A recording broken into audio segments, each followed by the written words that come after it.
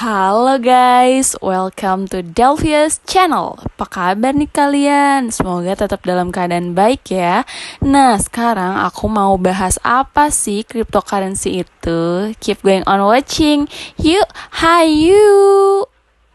Cryptocurrency atau mata uang digital, aset digital yang dijamin oleh kriptografi. Yang sekarang lagi booming and happening banget nih si kripto.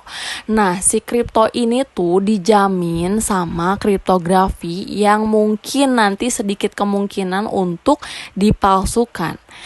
Nah, kripto juga dicatat setiap transaksinya itu tersimpan pada yang namanya blockchain. Kripto juga digunakan sebagai alat transaksi hanya tanpa melalui pihak ketiga dan juga bisa digunakan sebagai alat investasi. Nah, sekarang kita bahas mekanisme transaksinya. Nah, transaksi si kripto ini tuh menggunakan mekanisme sistem yang tadi aku sebutin loh, blockchain. Nah, si blockchain ini tuh merupakan buku besar digital yang menyimpan tentang data-data digital seperti aktivitas transaksi dari si kripto itu sendiri. Jadi bisa dibilang secara sederhananya si blockchain itu tuh sebagai penyimpanan data digital yang nantinya terkoneksi dari satu perangkat ke perangkat lain. Pokoknya penggunaan blockchain nggak pernah lepas dari yang namanya cryptocurrency dan begitu pun sebaliknya.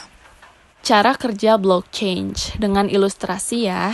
Gini, jadi misalkan ada sebuah toko menerima pembayaran pakai Bitcoin atau koin kripto lainnya.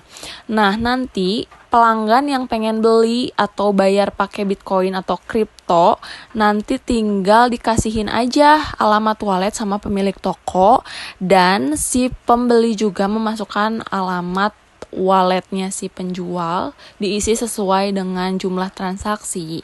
Nah, transaksi pun berjalan langsung. Nanti kalau misalkan udah diterima nih sama si penjual, nanti berarti udah sukses gitu. Sekarang juga langsung ke kelebihannya ya dari blockchain. Yang pertama itu sistemnya lebih transparansi. Yang kedua, sistem proteksinya juga lebih baik. Yang ketiga, sistem auditnya juga lebih baik. Pokoknya kalau misalkan udah ada audit, bisa dibilang tenang karena sedikit kemungkinan untuk krupul atau terjadi sesuatu hal yang tidak diinginkan. Kelemahan, ternyata blockchain juga punya kelemahan karena tidak ada yang sempurna, kesempurnaan milik Tuhan, betul. Yang pertama biayanya bisa dibilang mahal geng. Yang kedua itu kejahatan. Nah, kejahatan itu beragam ya, bisa dalam bentuk hacker atau misalkan jual beli ilegal, pencucian uang dan lain sebagainya. Yang ketiga ini undang-undang. Nah, undang-undang ini merupakan tantangan terbesar yang dihadapi mata uang digital karena belum adanya regulasi yang jelas dari pemerintahan. Bisa dibilang ini belum menyatakan semuanya itu bahwa kripto atau blockchain itu legal, masih dalam bentuk ilegal ya. Ternyata kripto atau blockchain juga punya tantangan terbesar dalam perjalanannya ya. Dikira cuma manusia doang yang punya tantangan dalam hidupnya. Hahaha, apa sih garing ya? Tapi emang bukan lagi bercanda ya, karena emang kebetulan nyambung aja. Yuk, kita lanjut aja masuk ke blockchain, jaringannya gitu, jaringan blockchainnya. Pasti orang-orang yang mengenal kripto itu pasti tahu deh apa itu Bitcoin, Ethereum, dan BNB atau aset kripto lainnya. Nah, sekarang aku mau bahas satu persatu. Yuk.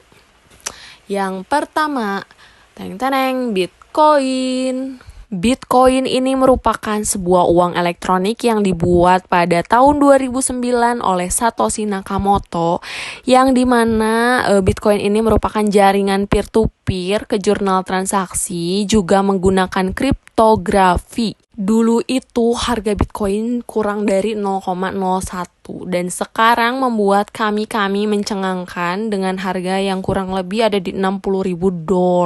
Selanjutnya ada Ethereum. Nah, Ethereum ini dideskripsikan pertama kali dalam kertas putih 2013 oleh Vitalik Buterin.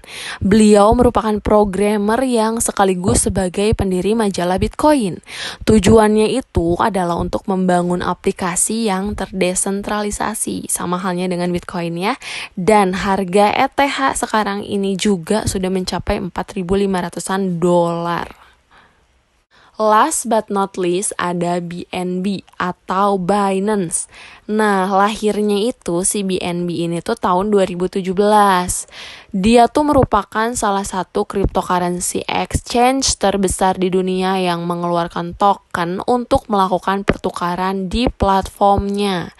Jadi dia juga selain punya exchange terbesar, dia juga mempunyai koin sendiri namanya BNB, Binance Coin.